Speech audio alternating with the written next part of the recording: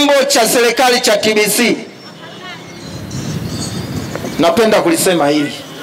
Mtu kama mimi ambaye naongoza kwa kula kwa sasa, nilitakiwa niwe live.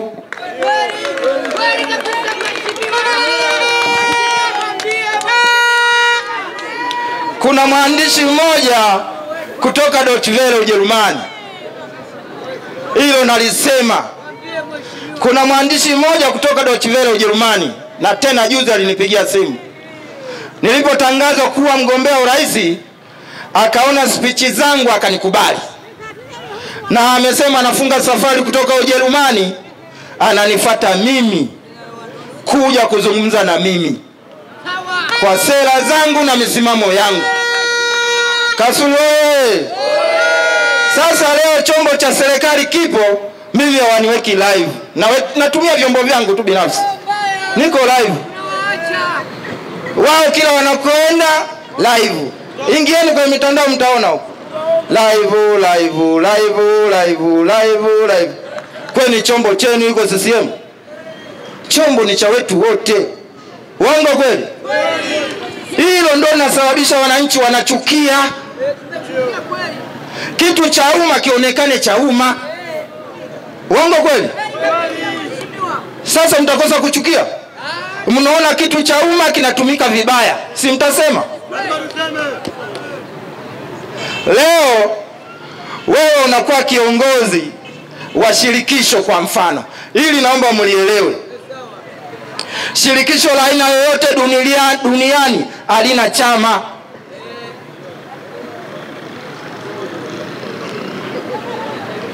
Mimi sijai kuona shirikisho lolote duniani linaenda kwenye mkutano wa chama, naenda kusimama kumpigia debe rais aliyopo madarakani. Inawezekana jamani hilo? Hilo haiwezekani. Alafu sasa bora wewe unaenda pale kwenye chama uwe na sifa nzuri kwa wananchi. Sasa huyo mtu analalamikiwa na wananchi kila kukicha. Waziri analalamikiwa na wananchi kila kukicha. Waziri wa afya analalamikiwa na wananchi kila kukicha.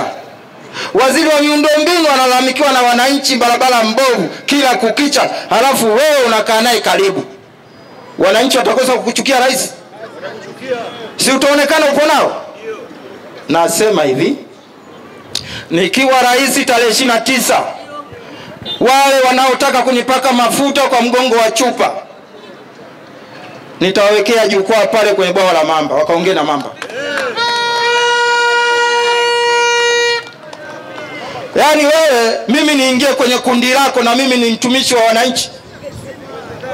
Unajipendekeza kwangu, unajipaka mafuta, yani unanipaka mafuta kwenye mgongo wa chupa ili na mimi nionekane nipo kwenye kundi lako la kulalamikiwa na wananchi? Tarehe 29 nichagueni, nisafishe nchi, nibebe mafisadi wote nikawatundike kwenye bwawa la mamba. Nchi yoyote duniani, napenda kurudia, maheshimiano yapo katika pesa za umma. Watanzania hawa, nilisikia leo kwa mbali waziri mmoja sui wa kilimo anataja dola. Yaani wewe unaongea kwenye mkutano wa wananchi unataja dola. Watanzania hawa hawahitaji dola. Eti mnahitaji dola? Nyewe mnahitaji maji safi. Uongo kweli? Nyinyi mnahitaji umeme usio katika. Uongo kweli? Mnahitaji barabara nzuri. Uongo kweli? Mnahitaji huduma ya afya iwe nzuri. Uongo kweli? Sasa huduma ya afya, unaenda kwenye kituo cha afya, kituo hakina afya. Yaani mtu unakufa hata kabla hujaingizwa kwenye kile kituo, jamani. Yaani kituo cha afya hakina afya, kina majani tupu. Yaani hivi sisi tumekosa nini jamani? Hii ni uongozi wa kununua. Hatupati viongozi sahihi katika taifa letu. Na ndiyo maana nimesema, ndugu zangu, vipaumbele vyangu vikubwa vitatu. tena vinafanana. Kipaumbele cha kwanza uzalendo, cha pili ni uzalendo, cha tatu ni uzalendo. Kwa sababu gani hivyo vipaumbele nimeviweka? Kwa sababu nchi yetu inatawaliwa na mihimili mikubwa mitatu: bunge, mahakama na serikali. Hii mihimili mitatu inataka uzalendo, ndio nchi itasonga mbele. Lakini kama watu wake hawana uzalendo, kila siku tutalia. Na bahati nzuri ndugu zangu, labda niwaambieni kitu kimoja. Mimi nimegombea nafasi nyingi. Nimeomba ridhaa ya uspika wa bunge la Jamhuri ya Muungano wa Tanzania. Baada ya Mheshimiwa Ndugai kung'atuka, wabunge walinikubali. Lakini kama mnavyojua, kura zetu hizi, kura hizi, wabunge wananinong'oneza, yaani wewe Ngombale, wewe ndio ulifaa uwe spika katika bunge hili. Lakini ndugu zangu, lakini ya urais patachimbika.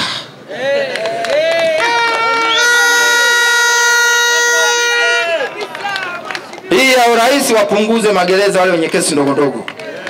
Kule kesi ndogo ndogo kule wapunguze kule kesi za kuku, kesi za mbuzi zile warudishe mitano, wawape kesi zingine. Yaani wawe na kifungo cha nje, wawape mashamba ya kawaida tu, apigwe fine mtu aondoke. Sisi hawakubaliki matokeo, ndio wanaoanzishaga vurugu. Hata wanasema tarehe 29 maandamano, sio maandamano ya nyinyi. Nyinyi hamna hata nyuso zenu, hazina hata nyuso za maandamano. Yaani mkiwaangalia tu nyinyi mlivyokaa hapa, tena mnapenda amani kweli kweli. Uongo kweli? Yaani sura zenu zimetabasamu vizuri. Hamna gobole, hamna bunduki aina yoyote. Wao eti wanajipanga maandamano. Nani anataka kufanya maandamano? Hawa Tanzania hawahitaji hata maandamano. Wanaongeza wao tu maandamano. Yaani wanajiumiza wenyewe. Maandamano yatoke wapi hao? Wapiga kula wangu. Mimi wapiga kula wangu hana hata haja maandamano. Uongo kweli? Kweli. Ambao watafanya maandamano wanyoshe mikono juu. Sio nao. Wanataka amani hao wote hao. Sasa wao yani hawajiamini. Kila kukicha wimbo ni huo maandamano. Nani afanye maandamano? Kwa sababu rais wao wanaye tayari Kunje Ngombale Mwiru, mtu wa wanyonge, mtu atakayepambana na mafisadi usiku na mchana. Kama mnavyojua serikali yangu ni ya masaa 24. Kwanza serikali ya masaa 24 itaongeza ajira. Uongo kweli? Hili jeshi la polisi sina wasiwasi nalo. Lenyewe limeshazoea kufanya kazi masaa 24. Kwa hiyo na sisi tutazoea kufanya kazi masaa 24. Ndugu zangu, tuna utaratibu wa kumaliza mikutano yetu. Ifikapo tarehe 29, chagueni rais anayetokana na chama cha wakulima AFP. Mtaona nimevaa bareti kama hii. Ndugu zangu, iangalieni hii bareti. Nitakuwa nimevaa hivi, mtu wa 6. Mtu wangapi? Mtu wa 6 pale wekeni kula za ndio. Ukiweka kula za ndio utakuwa umepata mapawatila, utakuwa umepata matrekta, hata watu wa bodaboda. Hizi bodaboda mimi nimetembea nchi nyingi. Naongea maneno kutoka ndani ya moyo wangu. Eti fisadi mdogo na pikipiki zake 20 anawatesa vijana wangu eti kipande. Kuanzia tarehe 29 nawaambieni, mtaenda kwenye ofisi ya wilaya, mkaandikishe majina, bodaboda mupewe bure ya kwanza maisha.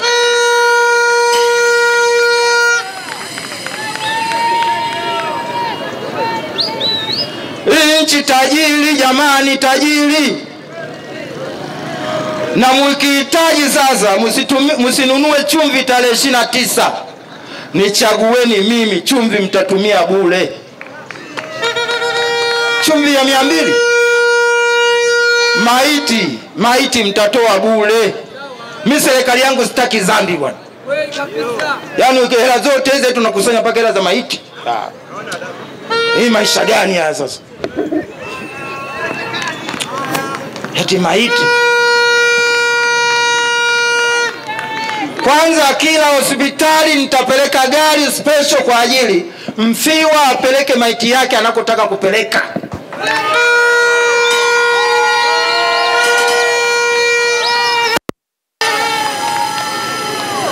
Unajua tatizo kama ungekuwa hana washauri hawa, hata malalamiko haya yasingekuwepo.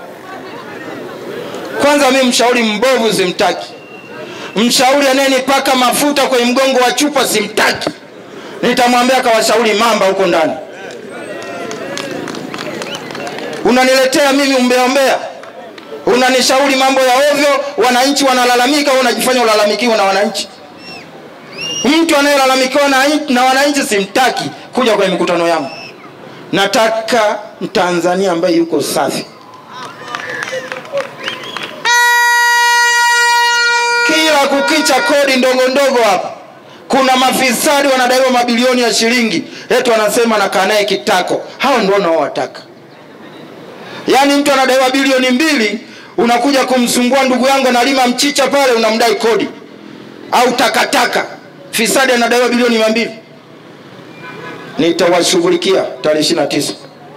Nichagueni muone. Watakao nichagua wanyoshe mikono juu tena nipate matumaini. Ushindi wao.